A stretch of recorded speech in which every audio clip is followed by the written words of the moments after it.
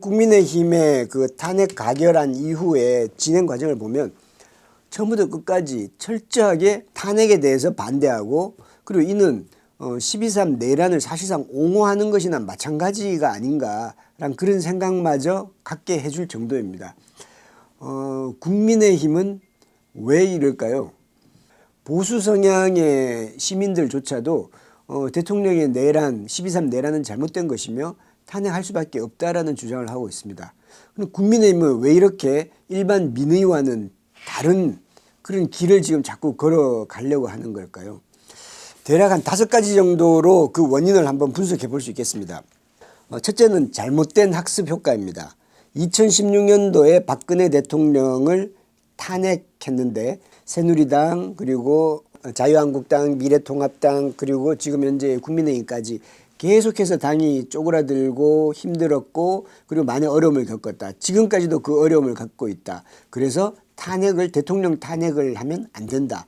이런 논리인데 이것은 원인과 결과를 뒤섞은 겁니다. 국민의힘이 지금 제대로 된 보수정당으로서 우뚝 서지 못했던 것은 2016년도에 박근혜 대통령을 탄핵해서가 아니라 박근혜 대통령 탄핵 이후에 진정한 보수정당으로 제대로 탈바꿈을 하지 못했기 때문에 지금 당이 쪼그라든 것인데, 지금 원인과 결과를 뒤섞어서 얘기하고 있는 겁니다. 두 번째는 이미 이전부터 쭉 그런 현상을 보여왔지만, 보수정당이라는 것은 애국, 법치, 전통, 책임, 품격 이런 것들이 갖춰져야 됩니다. 과거의 보수정당들이 이런 거를 충분히 갖췄냐라고 하면 뭐 부족한 점이 많았지만, 그래도 지금의 국민의힘, 지금의 윤석열 대통령과 비교하면 현격한 차이를 보이고 있습니다. 애국, 법치, 전통, 책임, 품격 이 5가지 중에 윤석열 대통령에게 들어맞는 것이 하나라도 있습니까?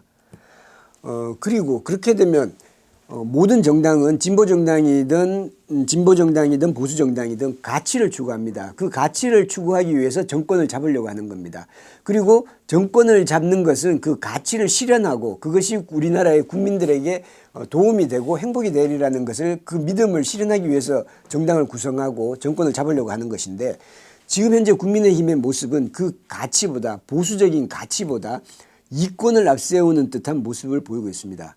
더 좁혀 말하면 대통령이 돼서 여당이 되면 많은 자리를 차지할 수 있고, 공공기관장이라든지 장관이라든지 많은 자리를 차지할 수 있고, 자기 부하나 후배들에게도 좋은 자리를 줄 수 있는, 그것이 큰 것 같고요. 여당이든 야당이든 내가 국회의원을 계속 유지하는 것이 중요하고, 정권을 잡는 것보다 내가 국회의원을 계속하는 것이 중요하고, 이것이 보수적인 가치보다 더 앞세우기 때문에 지금 현재 국민의힘의 모습이 이렇게 된 게 아닌가 싶습니다. 2016년 박근혜 대통령 탄핵 이후에 그때 당시 탄핵을 지지한 사람도 있고 탄핵을 반대한 사람도 있습니다. 그러나 지금 현재 그때 당시 탄핵 지지한 의원들보다 탄핵 반대한 의원들이 숫자적으로 지금 국민의힘에 적게 남아 있습니다. 그런데 이거는 사실은 그 이후에 국민의힘이 제대로 된 정당으로 서지 못했다는 것을 역설적으로 증명해 주는 것이죠.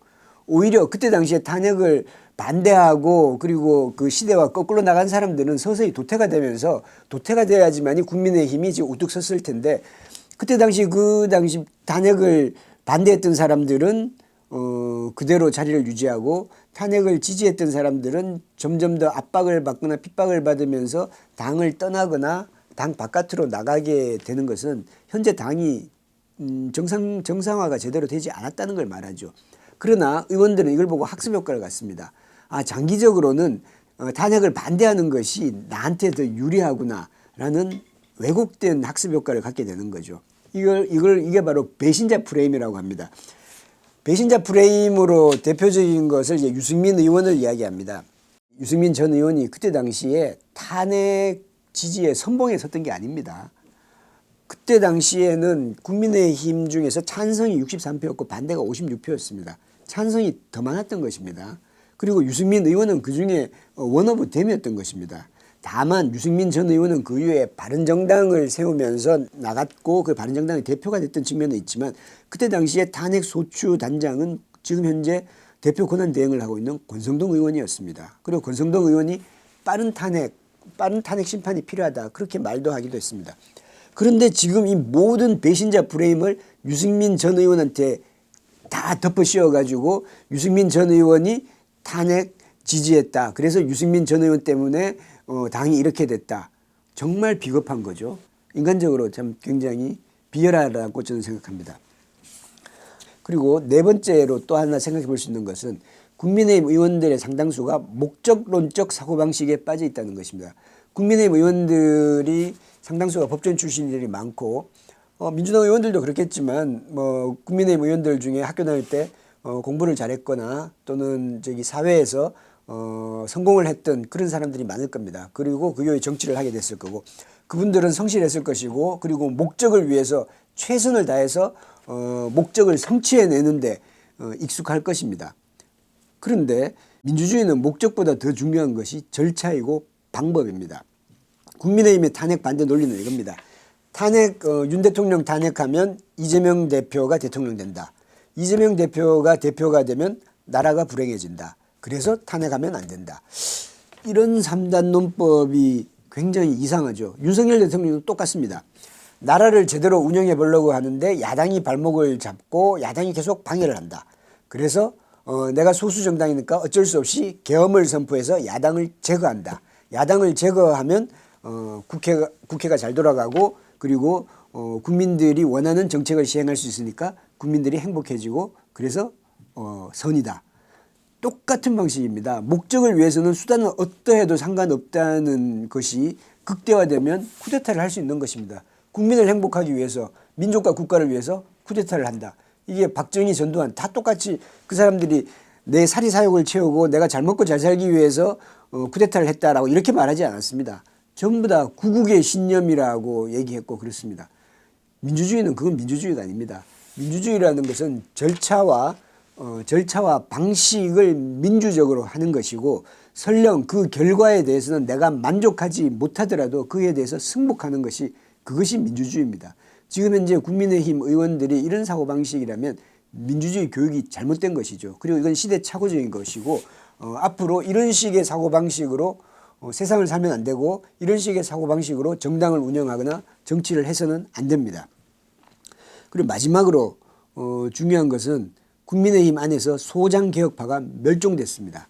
2006년, 2007년 이 정도 무렵에서는 그때 당시에도 박근혜 대표 체제였습니다. 굉장히 보수적인 분이죠. 그러나 그때 당시에 국민의힘에는 남원정이라는 의원들이 있었습니다. 남경필, 원희룡, 정병국 이런 의원들이 계속해서 개혁적인 목소리를 내고 그때 강구한 박근혜 대표에 대해서도 반대 목소리를 분명히 냈고 그리고 또 미래모임이라는 것이 있었습니다. 여기에는 지금 현재 박형준 부산시장 그때 당시에는 개혁파에 있었던 권영세 의원 등이 미래모임을 만들었고 여기에는 초재선 지구당 위원장이 114명이 있는 굉장한 거대한 정치 결사체였습니다. 그리고 대선 주자에는 손학규 나중에 이제 민주당 대표가 됐습니다만은 손학규 후보도 있었던 거죠. 대선 주자, 중진 그리고 초재선 의원까지 골고루 그 소장개혁파들이 있었고 이런 소장개혁파들은 그 이후로 계속해서 이 숫자가 쪼그라듭니다. 쪼그라들거나 변질되게 되어 있습니다. 그래서 지금 소장개혁파라고 할 수 있는 사람이 국민의힘에 거의 없습니다. 물론 민주당도 과거에 비해서 소장개혁파 많이 줄어든 거는 사실입니다만 국민의힘에서는 그 정도가 훨씬 더 심합니다. 기껏해야 지금 소장개혁파라고 할 수 있는 분들이 김재섭, 김상욱, 김혜지, 김용태 이런 정도일 건데 일단 이들은 조직화가 안 돼 있고 그리고 목소리가 굉장히 약하고 숫자로도 적고 존재감이 아주 미미합니다. 소장개혁파라고 할 수 있는 수준이 안 됩니다. 그렇게 되면 당에서의 견제 세력이 없는 거죠. 친윤이 지금 현재 당을 장악하고 있고 국민의힘에서 70% 이상이 탄핵에 반대했습니다. 그러면 절대 다수가 지금 탄핵 반대파가 국민의힘을 장악하고 있는 거죠. 이런 상태에서는 탄핵 지지하는 의원들이 목소리를 제대로 내기 힘들고 당이 개혁적으로 돌아가기가 힘들게 됩니다. 이렇게 되면 국민의힘은 점점 갈라파고스처럼 되는 겁니다.